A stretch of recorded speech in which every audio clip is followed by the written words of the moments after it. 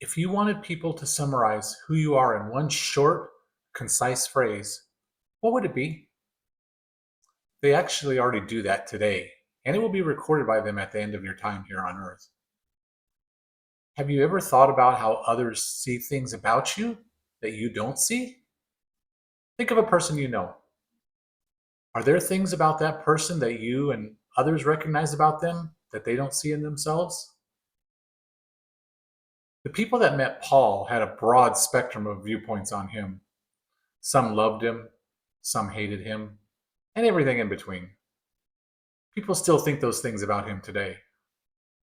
But God fully supported him and gave him one of the most important roles in the history of the church, spreading God's message to the non Jewish people. Moses was afraid to be a public speaker, but God used him to bring Israel out of Egyptian captivity. David came from one of the least favored tribes, one of the smallest families within that tribe, and he was a least favored son in that small town. But God used him to make Israel a strong nation. Peter, James, John, and more led the early church during its formation. All these were imperfect people, but God used them in what he was doing and documented what he thought of them by documenting their actions in the Bible. The world wants to tell us what's important and true, but God has a different perspective. In 1 Corinthians 3, verses 12 through 15, it says, "Now, if anyone builds on the foundation with gold, silver, precious stones, wood, hay, or straw, each one's work will become evident. For the day will disclose it, because it will be revealed by fire, and the fire will test what sort of work each has done. If the work that anyone has done built on the foundation survives, he will receive a reward. If anyone's work is burned up, he'll suffer loss, but he himself will still be saved, but only through fire." Most of us will never be as notable in eternal impact as the people God mentions in the Bible.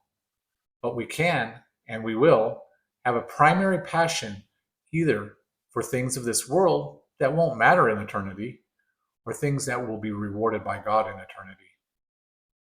We must decide if our question is, what role does God play in our life? Or if our question is, do we want our life to have a role in what God is doing? What we choose is one of the most important life decisions we'll ever make. Many are aware of John 3:16 that says, "For God so loved the world that he gave his only begotten Son, that whoever believes in him shall not perish but have eternal life." But the follow-up verse is 1 John 3:16, and it says, "We know love by this, that he laid down his life for us, and we ought to lay down our lives for the brethren."